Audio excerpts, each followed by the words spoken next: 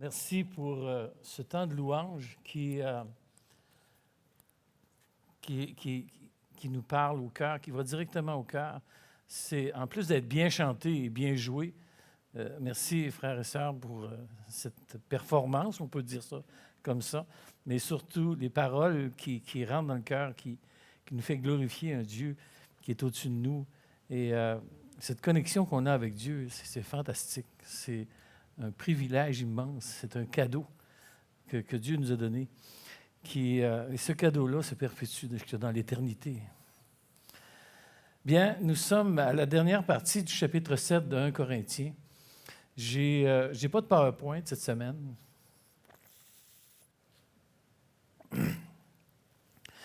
J'ai pas de problème technique, c'est des problèmes au niveau de la pensée. Là. Mais le titre de cette dernière partie de 1 Corinthiens 7, je l'ai intitulé « J'aime mon célibat ». Et j'aimerais qu'on parte en lisant la parole de Dieu, 1 Corinthiens au chapitre 7, et à partir du verset 25 jusqu'au verset 40, s'il vous plaît. 1 Corinthiens 7, 25. « Pour ce qui est des vierges, je n'ai point d'ordre du Seigneur, mais je donne un avis, comme ayant reçu du Seigneur miséricorde pour être fidèle. Voici donc ce que j'estime bon à cause des temps difficiles qui s'approchent. Et il est bon à un homme d'être ainsi. Es-tu lié à une femme? Ne cherche pas à rompre ce lien. N'es-tu pas lié à une femme? Ne cherche pas une femme. Si tu t'es marié, tu n'as point péché. Et si la Vierge s'est mariée, elle n'a point péché. Mais ces personnes auront des tribulations dans la chair et je voudrais vous les épargner. Voici ce que je dis, frères. C'est que le temps est court, que désormais, ceux qui ont une femme soient comme n'en ayant pas, ceux qui pleurent comme ne pleurant pas, ceux qui se réjouissent comme ne se réjouissant pas, ceux qui achètent comme ne possédant pas, et ceux qui usent du monde comme n'en usant pas. Car la figure de ce monde passe. Or, je voudrais que vous soyez sans inquiétude. Celui qui n'est pas marié s'inquiète des choses du Seigneur, des moyens de plaire au Seigneur.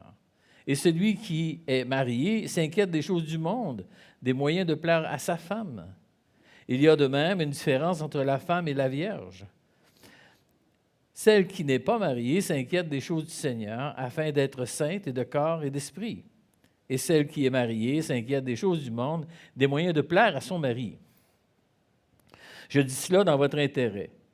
Ce n'est pas pour vous prendre au piège, c'est pour vous porter à ce qui est bienfaisant et propre, à vous attacher au Seigneur sans distraction. Si quelqu'un regarde comme déshonorant pour sa fille de dépasser l'âge nubile et comme nécessaire de la marier, qu'il fasse ce qu'il veut. Il ne pêche point, qu'on se marie. Mais celui qui a pris une ferme résolution sans contrainte et avec l'exercice de sa propre volonté, qui a décidé en son cœur de garder sa fille vierge, celui-là fait bien. Ainsi, celui qui marie sa fille fait bien, et celui qui ne la marie pas fait mieux. Une femme est liée aussi longtemps que son mari est vivant, mais si le mari meurt, elle est libre de se marier avec qui elle veut, seulement que ce soit dans le Seigneur. Elle est plus heureuse néanmoins si elle demeure comme elle est, suivant mon avis. Moi aussi, je crois avoir l'Esprit de Dieu. Que Dieu bénisse sa parole.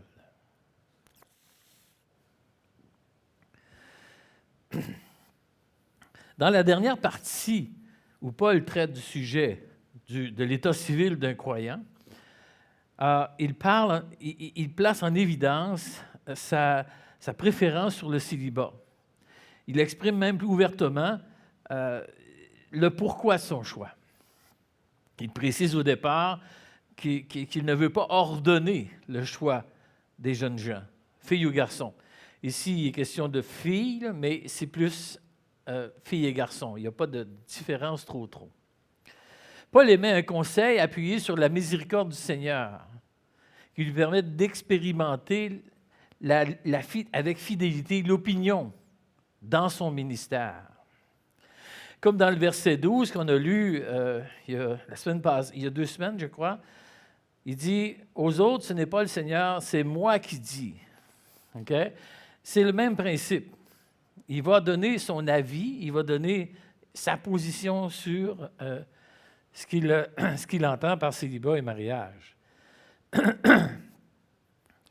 Il ne veut pas faire de son enseignement un ordre, mais il veut faire une prise de conscience sur la question de notre état civil. Paul favorise le célibat pour 4 raisons. Et ces raisons-là ne sont pas d'ordre spirituel. Il n'y a rien de spirituel dans le choix de notre état civil. Je l'ai déjà dit, notre spiritualité ne dépend pas de notre état civil, mais dépend de notre niveau de consécration, de sanctification, de notre désir d'obéir à la volonté de Dieu. Nous avons au travers nous, excusez,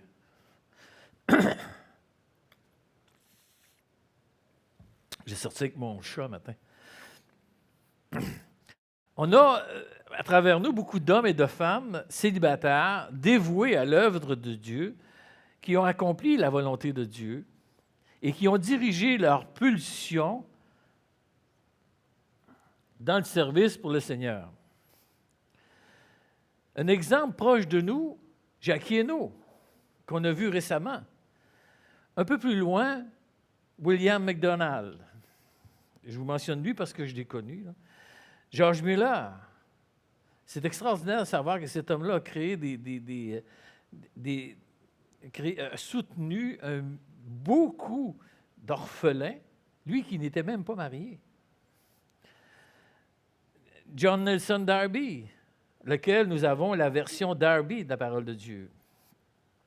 Corrie ten Boom, qui était aussi vraiment une femme dévouée à l'œuvre de Dieu.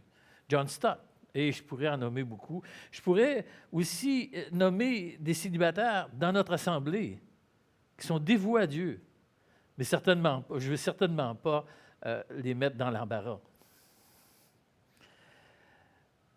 J'ai connu M. MacDonald. Il a été mon enseignant pendant 1 an. Et on avait des rapports assez proches. J'étais mangé chez lui et lui chez moi. Il vivait comme un véritable célibataire. Il servait son Dieu et ceux qui l'entouraient de manière très efficace. Ses enfants, c'était ses livres. Et il y avait beaucoup d'enfants. Il y avait des pans de murs d'enfants. Il y avait plus d'enfants que n'importe qui aurait pu avoir d'enfants. Il y avait beaucoup plus de livres que n'importe qui aurait pu avoir d'enfants, je veux dire. Il y a aussi Mme Hainaut. Sa préoccupation première n'était pas de rechercher un compagnon de vie. Sa préoccupation première, il est clair, c'était son ministère qui prenait la première place. Elle désirait surtout servir son Dieu que de chercher un compagnon de vie. Ces gens que j'ai mentionnés et bien d'autres ont trouvé leur satisfaction dans le service pour Dieu et pour leur prochain, et parce qu'ils étaient appelés, ils ont emmené le verset de Matthieu 22, 37 à un autre niveau. Matthieu 27 dit « Tu aimeras le Seigneur ton Dieu de tout ton cœur, de toute ton âme et de toute ta pensée. » C'est le premier et le plus grand commandement. Et voici le second qui lui est semblable, tu aimeras ton prochain comme toi-même. Les personnes mariées peuvent lire le même verset, mais ils ne le comprendront pas, ils ne l'appliqueront pas de la même manière qu'un célibataire. Il va y avoir une différence. La première raison pour laquelle Paul se mentionne qu'il est en faveur du célibat, ce sont les temps difficiles. Les temps difficiles. Certaines versions, certains commentaires vont dire que Paul prend la position du chrétien en rapport avec le système de ce monde et la charge imposée aux chrétiens est plus dure à vivre. Et c'est encore pire si l'homme et la femme sont liés ensemble, sans compter les enfants. L'autre possibilité vient de M. Darby dans sa version, où au lieu de dire temps difficile, il mentionne nécessité présente, qui nous amène à un temps particulier. Paul a écrit cette lettre de 1 Corinthiens en l'an 55 après Jésus-Christ. L'an 55 après Jésus-Christ, c'est le temps où l'empereur Néron est en fonction. Et l'empereur Néron, qui est un despote particulièrement cruel envers les chrétiens. Des tortures que je n'oserais pas mentionner ici, que j'ai lues à quelque part, mais c'est affreux. Les frissons me passaient dans le dos quand je lisais ça. À savoir que c'est vrai, ce n'est pas un roman, là. Des grandes persécutions ont fait l'histoire. Certainement que dans ces situations-là, un climat d'incertitude devait régner dans le cœur des chrétiens. Cette recrudescence de la violence rendait l'attachement à une autre personne encore plus difficile à vivre. On ne vit pas au même temps, on n'est pas dans les mêmes barèmes. Je ne crois pas que personne torture les chrétiens, du moins à Trois-Rivières. Okay? Ce côté ici de l'Atlantique est au nord. Mais si on prend l'ensemble de la Terre, si on prend l'ensemble de la population, on ne pourrait pas dire la même chose. Beaucoup de persécutions qui existent au niveau des chrétiens, on en est conscient. Lorsqu'on passe la voie des martyrs, on réalise à quelque part qu'être chrétien est aussi quelque chose de difficile à vivre. Dans certaines rencontres que je fais avec les gens me faisaient part qu'ils ne voyaient pas un avenir rose et tranquille, les deux pieds dans le sable et ainsi de suite. Non. Ils voyaient plutôt quelque chose de plus difficile à vivre dans le futur.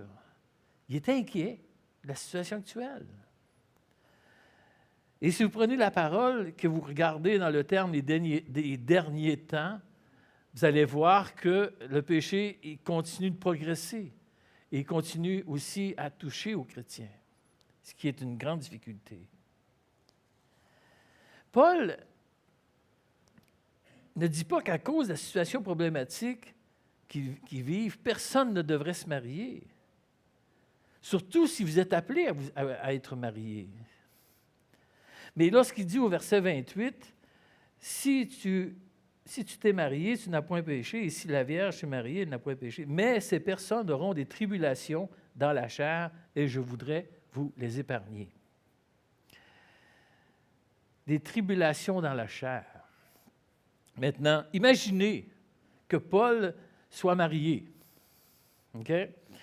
Comment auraient vécu Paul et son épouse? Parce que Paul devait être un homme passionné. Et lorsqu'il serait marié, il aurait été aussi passionné pour son épouse. Imaginez maintenant que Paul et son épouse, comment est-ce qu'ils auraient vécu à travers les coups de fouet, à travers la prison, à travers d'être chassés des villes violemment, à travers de descendre des murailles des villes dans un panier d'osier. Et quelle pression existerait dans le cœur de Paul s'il était marié. Sans aller aussi loin, il est vrai que les personnes mariées s'accompagnent de tribulations, d'épreuves, de remises en question, des responsabilités. Des responsabilités plus pesantes et plus présentes. Ça fait longtemps que je suis marié. Ça fait un bout de temps, là. Je ne vous dis pas le nombre d'années, j'ai peur de faire l'erreur puis de coucher sur le divan ce soir. Mais la vie de célibataire, je suis plus ou moins au courant de ça.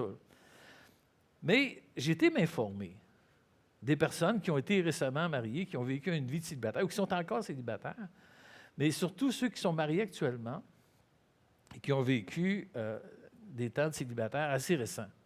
Et lorsqu'on parlait des responsabilités qu'ils avaient comme personnes mariées, c'était complètement différent.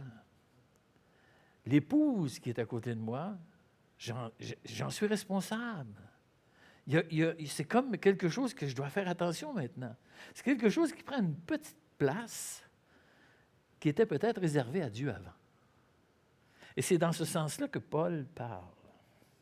Même les plus grandes réussites matrimoniales, la vie de couple rencontre des écueils, des difficultés. Bien sûr, ceux qui sont mariés, ils doivent passer au travers, faisant les efforts nécessaires pour respecter leurs vœux. Vous n'avez pas le choix. Vous devez passer au travers. C'est tout. Mais Dieu est gracieux, il donne le pouvoir de le faire. Mais pour celui et celle qui se posent des questions sur le célibat ou sur le mariage, selon Paul, la préférence va au célibat. Deuxième raison pour que Paul favorise le célibat, c'est que le temps est court. Il mentionne, et lorsque Paul mentionne dans Éphésiens au chapitre 5, au verset 15 et 16, il dit « Prenez donc garde de vous conduire avec circonspection, non comme des insensés, mais comme des sages. Rajetez le temps, car les jours sont mauvais. » Qu'est-ce qui rend le temps si court et si mauvais? La vision mondaine du temps, c'est une autre réalité, ça. Ils n'ont pas la même vision que nous, qu'un chrétien. Pour le monde, les choses arrivent les unes après les autres, ils se perpétuent, ça va être comme ça jusqu'à... On ne le sait pas. Mais les choses se suivent. Puis quand je vais mourir, mes enfants vont prendre la suite. Ou si je n'ai pas d'enfants, le monde va continuer. Pour certains, c'est la réincarnation. Pour d'autres, je ne sais pas. Mais la vision du chrétien n'est pas la même. Ne devrait pas être la même. À tous les jours, à tous les matins, je n'attends pas la mort. J'attends le retour de mon Seigneur. J'attends le retour de Christ. Et même lorsque je serai mort, j'attendrai encore le retour du Seigneur, mais pas tout à fait à la même place. Mais j'attendrai encore le retour du Seigneur. Le temps est court, car nous savons qu'il peut venir à tous les jours. Ce matin, je me suis levé, je me suis dit, que ce serait une bonne journée pour qu'ils viennent. Hein? Que ce serait plaisant aujourd'hui s'ils venaient nous chercher. Surtout que je n'arrivais pas à faire ma prédication. Mais il a dit non, tu vas devoir la faire. Mais est-ce que je suis prêt? Est-ce que je suis prêt à ce que le Seigneur revienne puis qu'il m'emmène avec lui? Est-ce que mes actions aujourd'hui tiennent compte de ce que Dieu me demande de ce côté-ci de l'éternité? Est-ce que je suis clair dans ça? Ou si je laisse passer beaucoup d'occasions? On peut revisiter l'enseignement de Guy Bourassa de la semaine passée. Il disait, la vie d'un homme évolue par étapes. Je ne sais pas si vous vous rappelez ce qu'il disait. Il évolue par étapes, ça m'a marqué. Dans le ventre de sa mère, le bébé se prépare à sa naissance. Et dépendant de sa mère pour grandir, il grandit tranquillement, il se forme physiquement et il se met prêt. Et lorsque le moment vient, lorsque le temps arrive, il vient au monde. Voilà, une étape de passé. Il passe à une autre étape. Il prépare l'homme, comme il se prépare à sa naissance, l'homme devrait se préparer après sa mort. Parce que ce n'est pas vrai qu'après la mort, il n'y a plus rien, c'est le néant. Il y a quelque chose. Maintenant, l'homme décide. L'homme se prépare après sa mort. Parfois, il ignore le Dieu créateur de toutes choses sur la terre. Il ne veut rien savoir de lui. Cet homme se prépare à vivre, malheureusement, dans l'éternité sans Dieu, sans amour. Parce que c'est ici qu'on prépare l'éternité, qu'on prépare cette prochaine étape qu'on va avoir après la mort. Mais pour celui qui décide que Dieu fait partie de sa vie, maintenant, sa préparation est différente complètement. Notre éternité vient de notre décision sur terre. La qualité de notre éternité dépend de ce que vont décider ici. Nous décidons d'être avec Dieu et la préparation se fait ici, sur terre, tous les jours. Et c'est dans cela que Paul dit que le temps est court. On n'a plus grand temps pour se préparer. Dans ce temps écourté, et ça devient important de bien réfléchir face aux décisions. Le temps est court. Je ne dois pas faire n'importe quoi. Je ne dois pas être comme une poule sans tête qui court à gauche et à droite. Je dois être réfléchi. Je dois méditer sur ce que je dois faire vraiment et prendre les bonnes décisions. Je dois prendre avantage des situations. Je dois saisir l'opportunité de servir Christ de la bonne manière et au moment favorable. C'est quoi ce moment favorable-là? C'est maintenant, c'est tout de suite, c'est aujourd'hui, c'est ce matin et les heures qui vont suivre.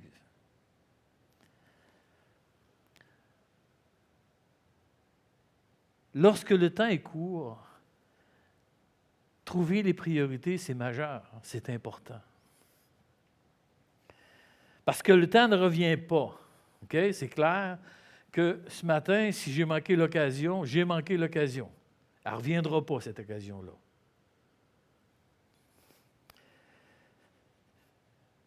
Et ce que Paul mentionne dans la suite du texte, au verset 29 jusqu'au verset 31, que je vais lire, voici ce que je dis, frères, c'est que le temps est court, que désormais ceux qui ont une femme soient comme n'en ayant pas, ceux qui pleurent comme ne pleurant pas, ceux qui se réjouissent comme ne se réjouissant pas, ceux qui achètent comme ne possédant pas, et ceux qui usent du monde comme n'en usant pas, car la figure de ce monde passe.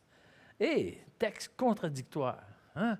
Tu lis ça pour la première fois, tu dis, qu'est-ce qu'il veut dire par là? Qu'est-ce qu'il veut bien vouloir dire? C'est quelque chose qui se contredit. Mais ce qu'il exprime dans ce texte-là, c'est le courant de la vie. C'est ce qui se passe à tous les jours. Okay? Le mariage, les temps malheureux, les temps heureux, le temps où ce qu'on négocie, le temps où nous utilisons les facilités du monde. Et je ne peux pas comprendre qu'une personne ne le fait pas à tous les jours. Tout le monde, chrétien ou non, le font. Nous faisons ça.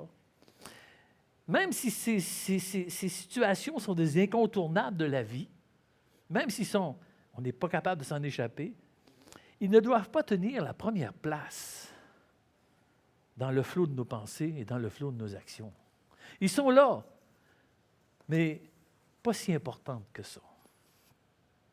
Dans le verset 29b, lorsqu'il dit que désormais ceux qui ont une femme soient comme n'en ayant pas, certainement l'alliance du mariage doit être respectée. C'est important de respecter cet engagement-là qu'on a pris et on en a parlé il y a quelque temps encore. Mais le but premier du mariage sera pour que Christ soit honoré, sera pour que son royaume avance. Et le mariage, et tout simplement, c'est un accessoire qui va refléter cet amour-là de Dieu. Le mariage, suit dans ses règles, peut être certainement un très grand témoignage. Un moyen harmonieux mis en place par Dieu pour multiplier et bénir la terre. Et il faut voir plus grand que le mariage. Il devient un état qui s'accorde avec ce que je suis. Je suis d'abord et avant tout un enfant de Dieu. Vous savez, être un enfant de Dieu, c'est mon identité. Avant d'être marié, je suis un enfant de Dieu. Et je suis marié. Ou je suis célibataire. Mais ce n'est pas mon identité. Mon identité, c'est d'être un enfant de Dieu. Mon épouse est la personne que j'aime le plus sur la terre. Personne ne peut l'égaler sur cette terre. Mais elle sait elle-même que l'amour que j'ai pour Dieu est plus grand encore. Elle est deuxième. Elle s'accorde avec ça. Et moi, je m'accorde avec la même chose de sa part. Et c'est le fait que j'aime Dieu plus qu'elle qui fait en sorte que j'aime mon épouse de la bonne manière. Donc, je comprends ce qu'il dit que j'ai une femme comme n'en ayant pas. J'ai d'abord Dieu et j'ai mon épouse par la suite. Le verset 30, ceux qui pleurent comme ne pleurant pas, ceux qui se réjouissent comme ne se réjouissant pas, touche les émotions. Nous vivons des peines et des joies, tous. Nous vivons tous là, des émotions. Des émotions que, s'ils sont mal gérées, font en sorte qu'on s'éloigne de Dieu.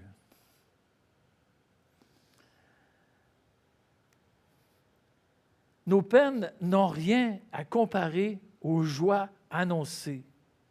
Jacques le dit, nous pouvons regarder comme un sujet de joie complète les diverses épreuves. Christ lui-même avait le regard sur la joie à venir durant les peines qu'il a vécues sur cette terre. Et cette joie terrestre qui semble nous faire beaucoup de bien, c'est le fun d'avoir de la joie dans le cœur. Mais c'est absolument passager. La vraie joie, celle sur laquelle nos yeux devraient être aujourd'hui, c'est celle qui va venir avec le retour de Christ. Voilà la vraie joie. Laissez-moi vous donner un exemple. Il y a quelques années, j'ai fait un voyage aux États-Unis. J'ai passé par la ville de Reno, qui est une ville de casinos. Ce n'est que des casinos et des maisons de jeux. C'est tout le centre-ville qui est énorme d'ailleurs, là, mais c'est tous des casinos. Et naturellement, où il y a casino, tout le monde veut attirer la foule, là, et donc ils mettent des lumières partout. Pas des 1000 lumières, des millions de lumières. Des lumières, il y en avait partout. Puis pas beaucoup de brûlés. Ils entretiennent ça assez bien. Hein? Puis là, tu regardais le monde qui voyageait à travers la lumière, puis là, wow, tu disais, wow, c'est impressionnant, hein? Il y a beaucoup de lumière. Voici cette joie passagère-là. Parce que quelques jours plus tard, on voyageait en motorisé, et puis on a arrêté dans un terrain où c'était des décors absolument fabuleux. C'était de toute beauté. Et la lumière du soleil qui reflétait tout ça, sans mentir, mon épouse et moi, transportés par les émotions, on s'est assis sur un banc et on a pleuré. Tellement c'était beau, tellement c'était grandiose. Vous comprenez la joie? Vous comprenez la vraie joie? Ces lumières-là qui s'éteignent un jour, qui vont finir par ternir, qui vont brûler. Les décors que Dieu nous amène, la joie qu'il nous amène, est beaucoup et de beaucoup supérieure. Donc, les joies, les peines n'ont pas une grande valeur. C'est cette joie-là qui s'en vient avec notre Seigneur qui va avoir toute la valeur. Le principe est le même pour acheter et profiter du monde.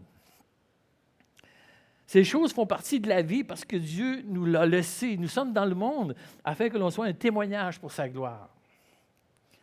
C'est pour ça que si on use le monde, que ce soit avec la sagesse de Dieu, qu'on ait la sagesse de Dieu pour user le monde. Quelle valeur ont les choses que nous possédons?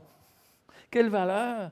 Je ne dis pas qu'on ne devrait pas avoir de belles choses. C'est complètement autre chose, là. Si Dieu nous a bénis matériellement et qu'on peut avoir de belles maisons, de belles voitures ou de beau tout ce que vous désirez, là, okay? On peut mettre bateau et ainsi de suite, là. C'est bien. Tant mieux pour vous autres. Mais un jour, tout cela devra être rendu. Un jour, ça n'aura plus aucune valeur. Rien. Même si ça vaut 10 millions. Zéro.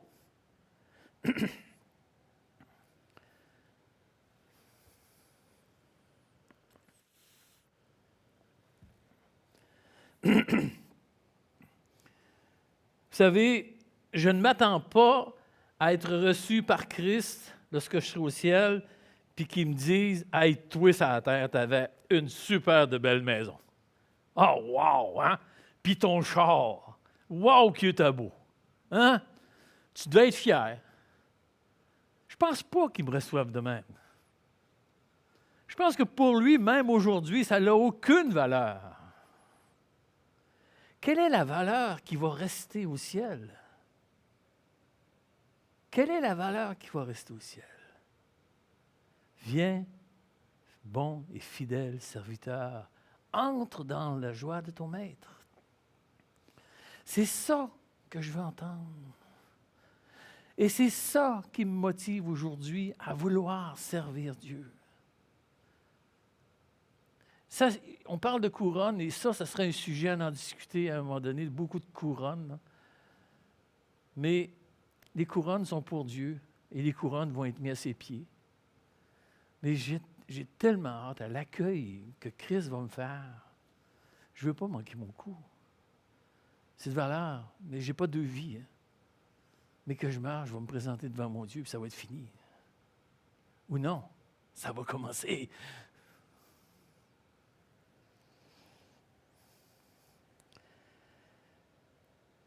Les biens matériels ont une place.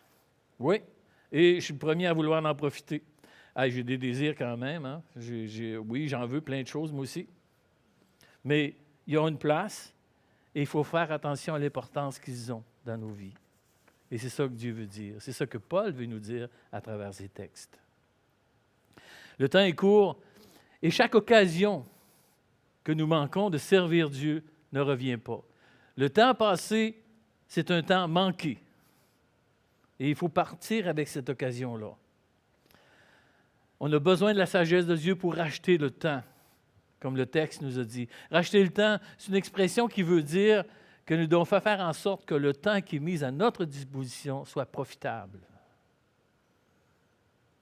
Ça ne veut pas dire nécessairement s'activer. J'ai discuté avec une sœur en rentrant ici, elle a dit, j'ai lu un livre, je suis en train de lire un livre qui m'impressionne beaucoup, ça me fait réfléchir. Cette personne-là travaille. Cette personne-là, elle ne perd pas son temps. Elle mature. Elle se met prête à servir. Et parfois, c'est ça qu'il faut faire. J'ai juste écouté un peu, là, ce matin, je n'ai pas eu le temps de tout écouter ce que notre frère Michel nous parlait sur Exode. Mais il disait que le peuple d'Israël a été pris pendant 1 an, pas pris, il était stationnaire pendant 1 an, juste pour recevoir ce que Dieu avait à leur donner. Il était passif, il recevait. Eh bien, c'est un temps béni de Dieu que Dieu nous donne, de pouvoir recevoir les choses. Et on grandit, on ne perd pas son temps lorsqu'on reçoit les choses de Dieu. Le célibat, pour un temps, pour toute une vie, et le mariage sont des dons de Dieu que chacun doit faire profiter et qui va certainement plaire à Dieu. Lorsque Paul considère l'ensemble de l'œuvre du chrétien, il voit un avantage du célibataire sur les personnes mariées.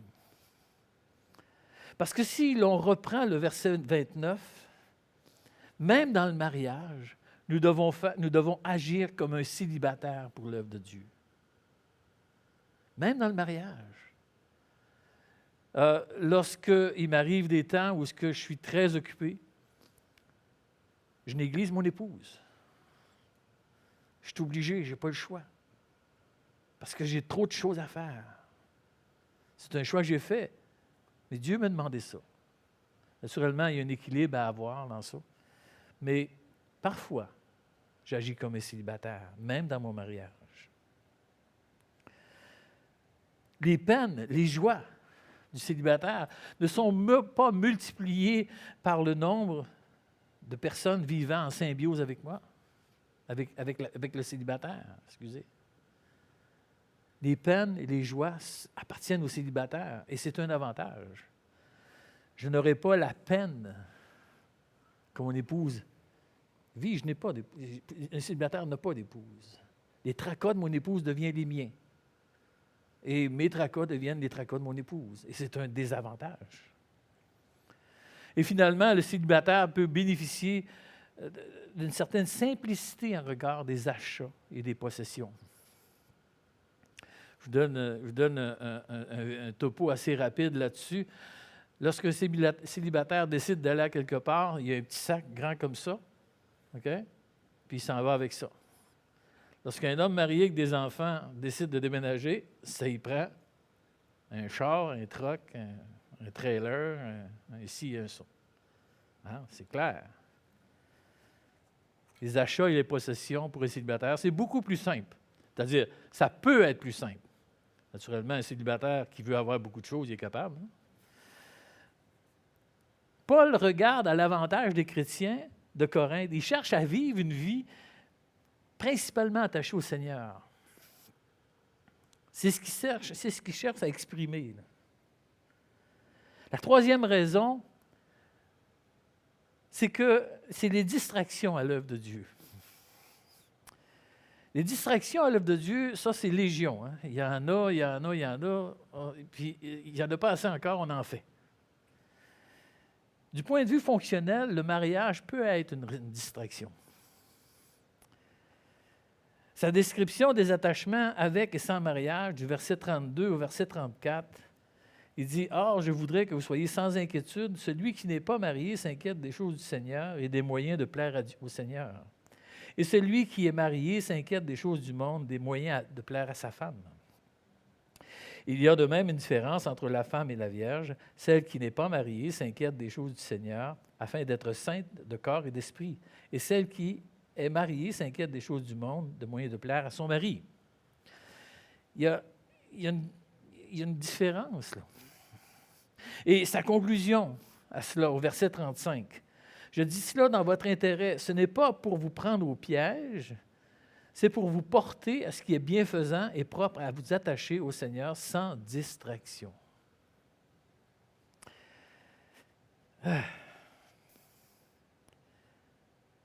Mon premier réflexe, lorsque je lis ça, ben voyons donc, c'est pas parce que je suis marié que je ne serai pas capable d'accomplir l'œuvre de Dieu. Je suis marié, puis je suis capable de travailler pour Dieu. Autant qu'un célibataire. C'est quoi cette discrimination-là? Mais en même temps, dans la même pensée, je ne peux pas m'empêcher de voir des décisions, de voir des projets dans le passé qui n'ont pas pu se faire ou qui ont retardé à cause que j'étais marié ou que j'avais une famille. Certains projets qui me popent dans la tête, je me dis « Ah ouais, là, ça aurait pu se faire un an avant. Là, hein?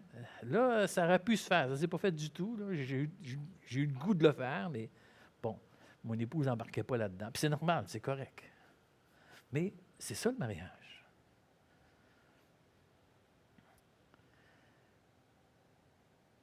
Parce que j'y étais appelé à être marié. C'est correct. Mais je crois en même temps que les hommes comme Paul, comme M. McDonald ou comme Jackie Hainaut auraient été distraits de leur ministère. Ils n'auraient jamais accompli ce qu'ils ont accompli s'ils avaient été mariés. Je dois insister sur le fait que ce n'est qu'un point de vue fonctionnel. Je ne crois pas qu'un homme marié ou une femme mariée soit moins spirituel qu'un célibataire. Au niveau fonctionnel, un homme ou une femme mariée peut être un petit peu moins performant qu'un célibataire, dans les possibilités. À la suite de ce texte, Paul emmène deux mises en situation en regard avec son enseignement. Il se sent obligé de commenter sa position favorable envers le célibat. Ça se peut-tu qu'il se pense mal interprété? Il répète encore ce qu'il a dit, mais en mise en situation. Il précise. Il reprend son argument avec comme toile de fond la liberté dans les décisions de mariage et de célibat. Il ne veut pas qu'aucune controverse existe. Et il va répéter encore.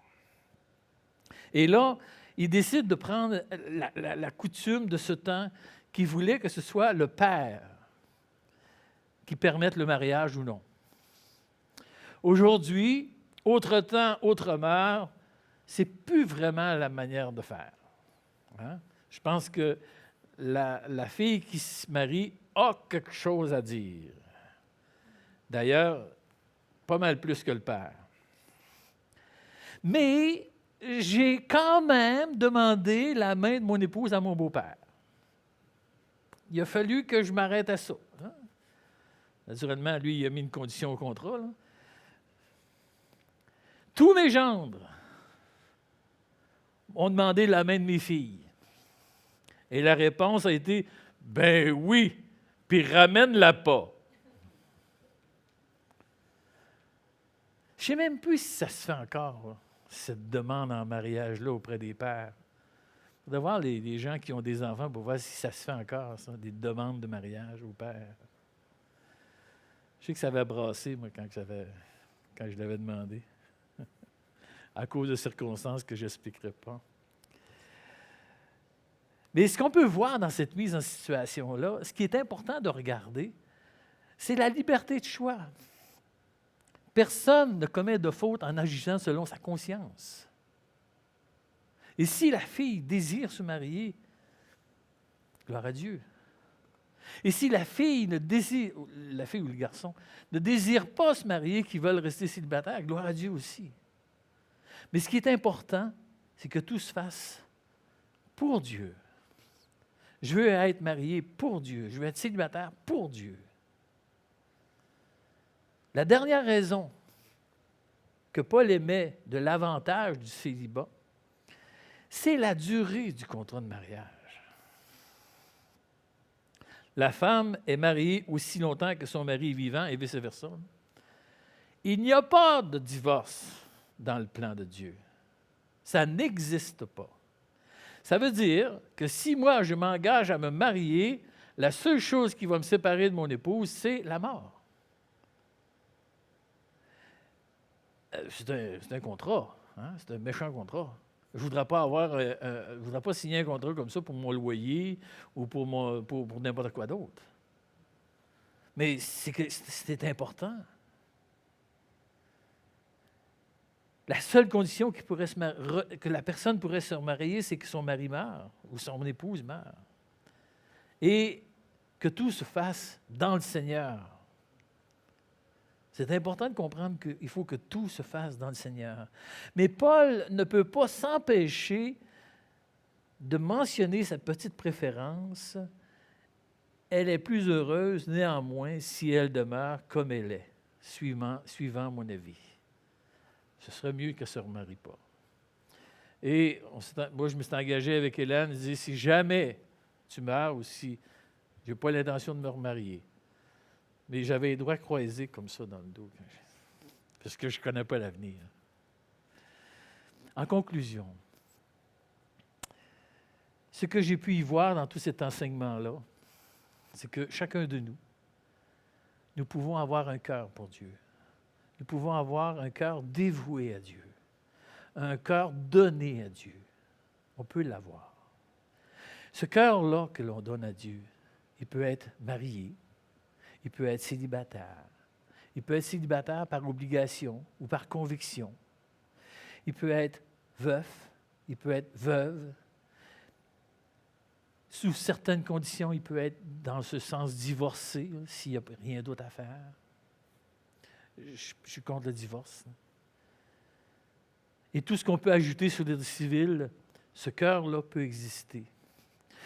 Dieu veut que je sois entièrement à lui, dans l'état que je suis présentement. Et Dieu veut que je sois entièrement à lui, dans l'état qui me destine à être plus tard. Et je suis marié, gloire à Dieu, nous avons accepté tous les deux Christ comme notre Seigneur et Sauveur. Et ça, c'est une bénédiction. Vous pouvez pas. C'est une vraie bénédiction. C'est pas tout le monde qui vit ça. Mais si un jour j'en viendrais à être célibataire, pour quelque raison que ce soit, j'aurai le même critère, je devrais servir Dieu où est-ce que je suis, dans l'état que je suis. Je veux lui laisser ce contrôle-là. Je veux que ce soit à lui, ça. Que je sois célibataire, que je sois marié, que je sois veuf, que je sois... C'est à lui. Fais ça, c'est à toi, ça. Je veux que tu fasses ça pour moi, Dieu. Je lui laisse et je vais être content de ce qu'il me donne. Que le Seigneur bénisse les propos.